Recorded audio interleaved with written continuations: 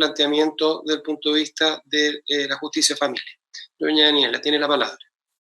Muchas gracias, muy buenas tardes. Por respeto al resto de los colegas que todavía les toca exponer, voy a tratar de ceñirme lo más posible e incluso hacerlo más breve mi exposición, de modo que fluya. Lo primero, por cierto, es un agradecimiento al Instituto Chileno de Derecho Procesal y particularmente a Claudio Díaz por haberme invitado y por el honor de estar entre estos ponentes tan destacados, no siendo yo profesora ni académica, también al Instituto de Estudios Judiciales. Me parece que es una excelente iniciativa porque en situaciones como las que nos encontramos, me parece absolutamente relevante que nos demos un espacio de evaluación de cómo está funcionando la normativa o el sistema que estamos implementando y además también nos demos la oportunidad de discutir para introducir mejoras. En este panel estamos compartiendo académicos, abogados litigantes, miembros de la judicatura, vale decir, estamos todos los estamentos que tenemos la intención y la voluntad de que el sistema de justicia funcione lo mejor posible. Efectivamente, en virtud de mi participación en organizaciones internacionales, tengo que coincidir con lo que se ha señalado, que somos básicamente un país afortunado en términos de que el sistema judicial no se ha visto detenido. Tenemos países vecinos como Argentina, Uruguay, Perú, en que el sistema judicial se encuentra detenido hace más de 60 días. Argentina, como gran logro, la semana pasada ha logrado que se vuelvan a iniciar, por ejemplo, en materia de familia, los sistemas de mediación. Pero, por cierto, lo que se les viene después de esta suspensión va a ser gravísimo y lo que ha sucedido en este tiempo en que el sistema no ha estado funcionando, por cierto, para los usuarios debe ser muy grave. Mi exposición la voy a tratar de focalizar en 3 puntos. Primero, cuáles son las normativas aplicables en esta situación en materia de familia que no son necesariamente o que hay otras diferentes de las que se están aplicando en materia penal, laboral o en materia civil, y luego hacer alguna reseña de cuáles son los inconvenientes formales y los inconvenientes de fondo que hemos experimentado durante este periodo.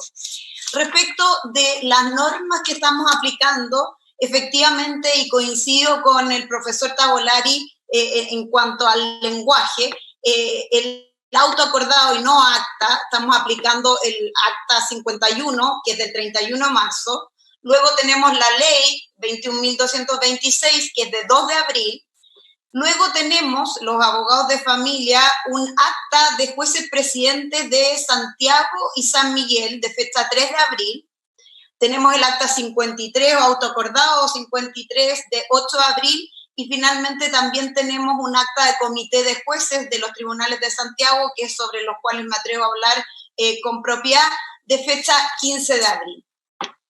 Respecto de la normativa, y voy a ir lo más rápido posible porque los profesores ya se han pronunciado bastante al respecto. Primero, tengo que hacer un pequeño reclamo en cuanto a que lamentablemente no se escuchó a la Asociación de Abogados de Familia al momento de elaborar el proyecto de ley, y esa cuestión queda bastante en evidencia cuando, por ejemplo, vemos la rigurosidad o el detalle con que se regularon las materias penales respecto de los juicios orales, los plazos para la formalización, etcétera, y respecto de los asuntos de familia, se hizo prácticamente en los mismos términos generales que en materia laboral y civil, a pesar de que sabemos que los juicios de familia se llevan a cabo de manera prácticamente en un 100% de forma oral. Desde la perspectiva de la técnica legislativa, a mí me llama la atención que el artículo 1 de la ley parta señalando que la Corte Suprema deberá ordenar la suspensión de las audiencias, vale decir, es un imperativo. Pero, sin embargo, el mismo artículo 1, en el inciso 4, letra A, señala, podrá ordenar. Vale decir, ahí ya tenemos un primer problema que, como suele suceder con los abogados litigantes, mientras más se presta la interpretación, probablemente más conflictos va a acarrear. ¿Cuándo se pueden suspender? Cuando efectivamente se falte a la bilateralidad, contradictoriedad, apreciación de la prueba, impulso procesal de las partes, publicidad y garantías básicas del debido proceso. Y la gran excepción es cuando se requiera la intervención urgente del tribunal. Y cuando se dictó la ley y entró en vigencia, obviamente, la primera interrogación de los abogados fue, bueno, ¿cuáles son las materias que en materia de familia requieren de intervención urgente? Porque prácticamente la mayoría de los temas que tratamos en familia generalmente son bastante urgentes. El artículo 3 de esta norma se refiere también a la limitación de que no vaya a producirse indefensión. Y aquí, en materia de familia, hay un elemento que me parece que no podemos soslayar, y es que la gran mayoría de los usuarios de los tribunales de familia son representados por las corporaciones de asistencia judicial y por las clínicas de determinadas universidades. Entonces, tenemos que pensar cuando resolvamos en esta materia y tomemos cualquier decisión al respecto, si esas personas van a tener acceso a esa defensa. Y si pensamos que no podemos garantizar ese acceso a esa defensa porque no pueden reunirse, porque no pueden ir a la corporación, entonces estamos en el presupuesto del artículo 3 en términos de indefensión. En cuanto al artículo 4, que hace mención a la causal de entorpecimiento, coincido también con una mención que hizo el profesor respecto de que señala que el plazo para impetrar este entorpecimiento es de 10 días desde que cesa la causal que constituye el entorpecimiento. En materia de familia, la verdad es que es poco conciliable esta disposición. ¿Por qué? Un ejemplo simple. En una audiencia de preparatoria se ofrece, para efectos de la audiencia de juicio, un peritaje. La ley dispone que el informe pericial debe ser acompañado con 5 días de anterioridad a la realización de la audiencia. ¿Cómo va a ser que quien quiera alegar el entorpecimiento vaya a alegarlo 10 días después de que cese esa causal? O sea, en términos generales podría ser 10 días después de que cese el estado de excepción constitucional. Eso, ¿por qué lo planteo? Porque puede producirse una cantidad de solicitudes de nulidad tremenda, en que un litigante temerario simplemente deje pasar el juicio y cuando haya pasado dentro de este plazo de 10 días y cumpliendo la ley, entonces alegue el entorpecimiento y todo lo realizado haya perdido oportunidad. Claramente aquí faltó regularlo en materia más específica respecto de los procedimientos de familia. Lo lógico habría sido, por cierto, que cualquier entorpecimiento se alegara con anterioridad a la audiencia de juicio. Respecto al artículo 8, inciso 4, para nosotros en la Judicatura de Familia es muy relevante porque exime esta obligación de la mediación previa que nosotros tenemos en varias materias. Pero lo interesante es que también señala otra exigencia cuyo cumplimiento sea difícil de satisfacer. Ya lo mencionó el profesor Núñez, que hay que saber a qué tipo de requisitos está haciendo mención. Solamente a los requisitos procesales, porque, por ejemplo, existe hoy día algunos inconvenientes como la ratificación del poder. Entonces, es posible no ratificar el poder o no constituir un patrocinio en poder de la forma en que lo establece el Código de Procedimiento Civil, porque lo ha relevado el artículo 8 en su inciso 4. Ahora, en la práctica, además, respecto de esta falta de obligatoriedad de la presentación de la mediación previa, lamentablemente algunos tribunales de familia han dictado resoluciones solicitando que se acompañe la mediación dentro de un plazo perentorio para poder darle curso a la demanda. Esperemos que esto deje de suceder. Respecto al artículo 9, en cuanto a la causal de suspensión en la Corte para la vista de una causa.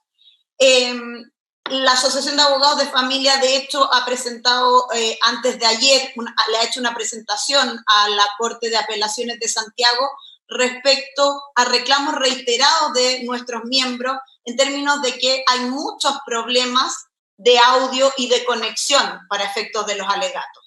En las salas que son presenciales, vale decir, en que los ministros están en la sala, particularmente donde se están presentando estos problemas, en que muchas veces no se escucha la relación, no hay dificultad para escuchar lo que mencionan los ministros, y eso evidentemente es una infracción al debido proceso, y en esto no tengo cómo no coincidir con el profesor Tavolari en que tenemos que hacer una revisión respecto de cómo esto va a llevarse a cabo. Es más, tenemos un caso entre abogados de familia en que finalmente por los problemas de conexión debió alegar por teléfono. Y sin lugar a dudas, desde mi perspectiva, un alegato por teléfono no cumple con los requisitos del debido proceso.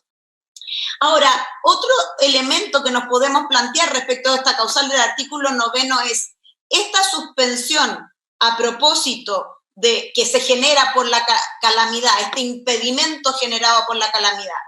Esta es una suspensión que opera hasta el término del estado de catástrofe, hasta el término, por ejemplo, de la cuarentena en Santiago Centro. ¿Hasta cuándo opera? ¿O opera por una semana como suelen operar el resto de las causales de suspensión? La verdad es que ahí ideal sería tener de parte de la excelentísima Corte Suprema una norma más específica a propósito de la dictación de los autos acordados. Y respecto al artículo 10, que señala que es la obligación del tribunal tomar todas las medidas necesarias para que se cumplan las garantías judiciales. Y a mí me parece que aquí el vocablo utilizado es muy interesante, porque es carga del tribunal el resguardar que se cumplan todas estas garantías judiciales. Respecto de las otras normas a las que he hecho mención y muy rápidamente, el Acta 51, que es importante que se dictó antes de que saliera la ley, y por lo tanto entiendo que la ley está por sobre este auto acordado, sin embargo se sigue aplicando respecto del funcionamiento de los alegatos por vía remota. Pero, y en este punto creo que es muy relevante y por eso llama la atención que, por ejemplo, se haya hecho un alegato por vía telefónica, porque el artículo 2 de este auto acordado señala específicamente que se debe ver y escuchar. Y por lo tanto, claramente, un alegato por vía telefónica no cumpliría con estos requisitos. Respecto del Acta 53, y siempre hablando en lo que concierne, por cierto, a la Judicatura de Familia, el artículo 5 me parece absolutamente claro en cuanto al límite que le impone a las actuaciones y que es que no pueden los tribunales de familia decretar diligencias o actuaciones que generen indefensión y que la videoconferencia tiene que garantizar suficientemente todos los derechos establecidos en la ley. El artículo 12 se pronuncia específicamente respecto de las notificaciones, que ha sido un tema muy relevante en materia de familia, y efectivamente se autoriza expresamente a realizar notificaciones, por ejemplo, por teléfono. Y aquí voy a conectarlo con lo que expresó la profesora Santibáñez y el fiscal Sepúlveda en términos de las causas de violencia intrafamiliar. Efectivamente, vemos muchas veces que se levanta un acta diciendo que se trató de tomar contacto telefónico con la víctima, no fue posible y por lo tanto no se decretan medidas cautelares, por ejemplo. Si el auto acordado va a contemplar específicamente la posibilidad de notificar por teléfono, tiene que hacerlo de manera tal, o los tribunales tienen que aplicarlo de manera tal, de que cumpla la misma garantía que cumple una notificación personal o personal subsidiaria. En cuanto al artículo 18 de este auto acordado, se agradece particularmente en materia de familia porque aclara cuáles son las materias urgentes, señalando que son las medidas de protección, entrega inmediata, autorización de salida al país, violencia intrafamiliar, régimen comunicacional con el padre no custodio, alimentos provisorios. Entonces, esas materias sí se van a conocer en audiencia. Y el artículo 19 deja abierta la puerta a los tribunales, señalando también otras urgencias calificadas, cuando exista un peligro inminente a la vida, a la salud, a la subsistencia. Vale decir, ahí le amplía las facultades a los tribunales de primera instancia para también fijar otro tipo de audiencia. En cuanto al artículo 22, cuando se refiere a la comparecencia personal, a mí como abogado de familia me preocupa particularmente la posibilidad de contemplar que algún niño, niña o adolescente tuviera que comparecer a un tribunal en forma personal. Ahí me parece que es imprescindible que haya un pronunciamiento más específico al respecto. El artículo 26 también es muy atingente para los tribunales de familia porque dice relación con el acceso a la justicia de personas vulnerables.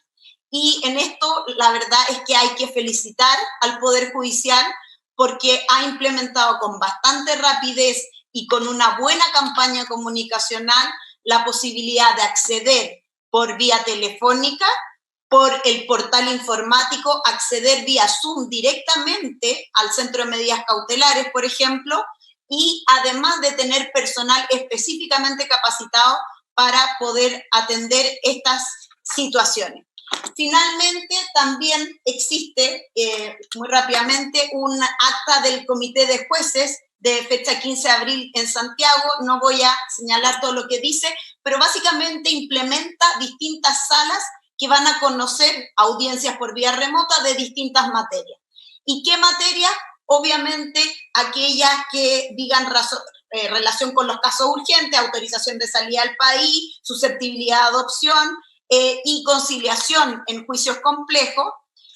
También permite otra sala para efectos de que los consejeros técnicos tomen contacto con los abogados y con las partes para poder despejar agenda básicamente y avanzar en aquellos casos en que se pueda avanzar.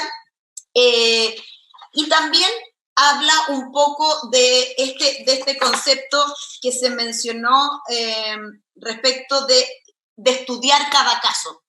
Los tribunales de familia, a través de estas actas de jueces, básicamente lo que están diciendo, estudiemos cada caso para ver cómo podemos avanzar con las audiencias, en cuáles vamos a poder avanzar.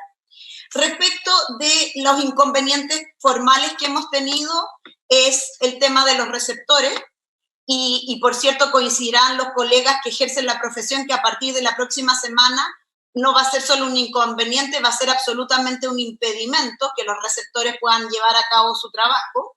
El centro de notificaciones de los tribunales de familia tiene exactamente el mismo problema. Las actas de jueces, de comité de jueces de los tribunales de familia han intentado resolver este problema estableciendo que el centro de notificaciones prioritariamente notifique solamente aquellas audiencias que sí se van a realizar y que sean urgentes, y que se le ha impuesto a través del sistema de la OJB a los abogados la obligación de señalar un correo electrónico de modo tal que esa sea la vía de notificación y entonces releve a este centro de notificaciones de esta carga tan importante.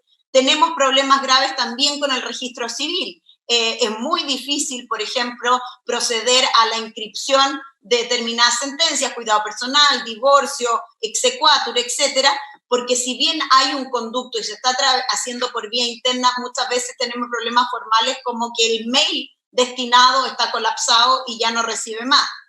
Tenemos el problema que, por cierto, tienen que tener también en materia penal, el servicio médico legal está abocado claramente a otro tipo de situaciones sanitarias de mayor urgencia. Me preocupa y nos preocupa a los abogados de familia particularmente cómo, si esto se mantiene en el tiempo, cómo se van a llevar a cabo las audiencias confidenciales con los niños. Me parece que es un elemento que hay que estudiar para resguardar suficientemente el derecho de las partes, pero particularmente este derecho a la defensa que necesita ese niño, cómo se comunica con el curador, por ejemplo, cómo se garantiza la privacidad efectiva de esa audiencia reservada. Como ya dije, también los problemas de alegatos en la Ilustrísima Corte de Apelaciones de Santiago, no así en la Excelentísima Corte Suprema, en que la mayoría reporta que no existe inconvenientes para comunicarse. Y en cuanto a los inconvenientes de fondo, y muy rápidamente por el tiempo, se ha producido un problema dramático con el incumplimiento de los regímenes comunicacionales con los padres no custodios. hemos visto que la mayoría de las incidentes se resuelven prácticamente a través de resoluciones tipo, en que no se está examinando caso a caso qué es lo que sucede con ese grupo familiar y con ese niño, amparándose en este derecho a la salud y en la pandemia, sin hacer consideraciones particulares. Tenemos el problema del incumplimiento del pago de las pensiones alimenticias, porque como resulta lógico, no se encuentran despachándose órdenes de arresto. Y tenemos, por cierto, también el problema, el cumplimiento de los casos de sustracción, porque tenemos fronteras cerradas o no tenemos vuelos disponibles para poder retornar a estos niños en caso de sentencias que dispongan su retorno. Para cumplir con lo señalado por Claudio al inicio, algunas sugerencias, muy humildemente. Creo que sería importante promover la gestión por parte de los consejeros técnicos en los tribunales, a propósito de lo que el profesor Núñez refería del case management, que los tribunales puedan saber cuál de sus causas podría este consejero técnico, a través de audiencias o conferencias virtuales, avanzar en esas causas. Y, por cierto, vamos a necesitar, si esto se perpetúa en el tiempo, modificaciones legales. Creo que es una excelente oportunidad para modificar el procedimiento de familia en términos de que la prueba documental no sea incorporada en audiencia, sino que sea incorporada en forma escrita, y la audiencia sea única y exclusivamente para hacer observaciones y discusiones respecto de los documentos, pero no perder el tiempo del tribunal y de los abogados en leer cartolas, documentos, escritura, porque no es lo mismo que en el sistema penal. Y también creo que hay que aprovechar la oportunidad de que se está discutiendo el proyecto de ley para que los deudores morosos de pensiones alimenticias sean incorporados al boletín comercial. Tenemos ahora esta situación, creo que es una excelente oportunidad para incorporar elementos como cautelares específicas, como podrían ser el embargo de dinero en cuentas corrientes, la prohibición para un deudor moroso de poder obtener tarjetas de crédito o créditos de consumo hipotecarios en el sistema financiero, y finalmente regular expresamente y eso voy a esperar que Simón se haga cargo al final, regular expresamente la consideración de la deuda alimenticia en los procesos de insolvencia, y no estarnos solamente a esta circular de la super, sino que contemplarlo específicamente. Eso es por mi parte. Bien, muchas gracias, doña Daniela, por su exposición.